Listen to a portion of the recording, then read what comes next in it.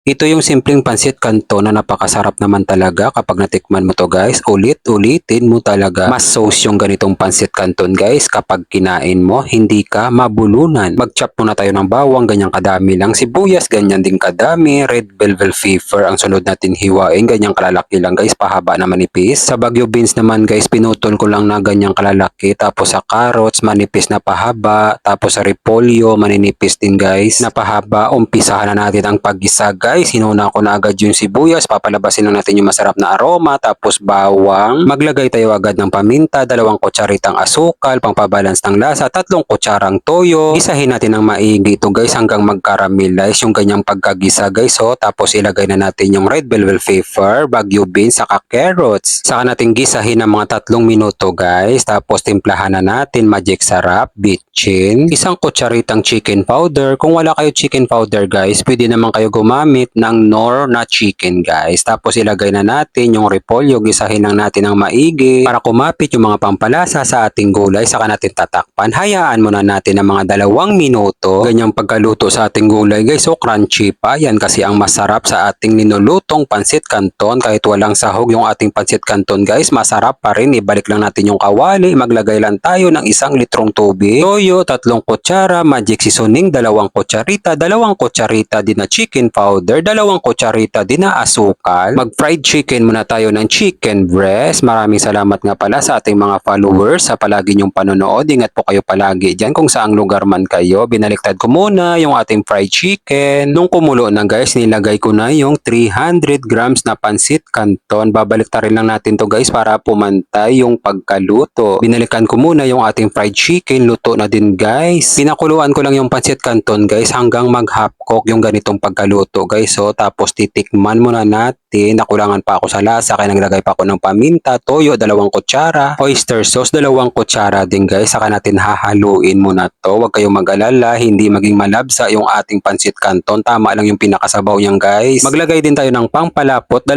kutsara yung ginamit ko guys na cornstarch. Tapos nilagyan ko lang ng kaunting tubig, kaunting sabaw. Tapos ilalagay na natin yung ating ginisang gulay. Masabaw pa siya no kung nakikita nyo. Pero kapag kumapit na mamaya yung pangpalapot sa ating pansit canton, matutuyuan yan guys. Magiging mas sauce na yung ating pansit canton. Nung tinikman ko yung pansit canton guys, napakasarap naman talaga. Kapag natikman nyo to guys, ulit-ulitin nyo talaga, promise guys. Take note lang guys, kapag kayo na ang magluto, adjust nyo na lang yung mga pangpalasa na nilagay natin. Pero wag nyong wawalain yung asukal na nilagay natin guys. Maraming salamat nga pala sa ating mga kababayang OFW sa palagi nyong panonood. Ingat po kayo palagi dyan kung saang bansa man kayo at isasama ko kayo palagi sa mga panalangin ko. God, maraming salamat po sa biyaya na binibigay nyo sa araw-araw. I-bless nyo po yung food na magiging silbing lakas sa katawan namin. Amen.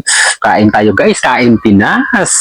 Guys, tingnan nyo naman guys yung ating pansit canton na walang sahog. May toppings lang.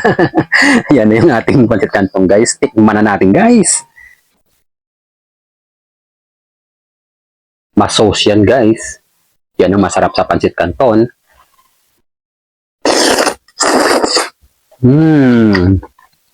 Sakto lang yung alat guys. Manamis-namis na malat-alat. Pero balanse lang yung alat guys ha. Tsaka yung tamis.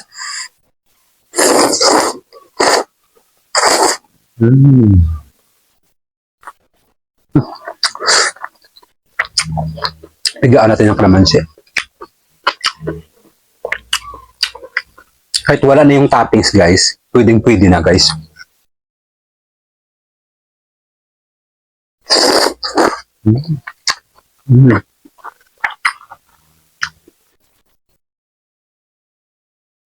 Yan ang masarap guys. Pinapalaman sa pandesal.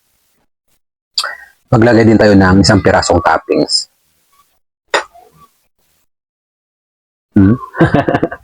Perfect.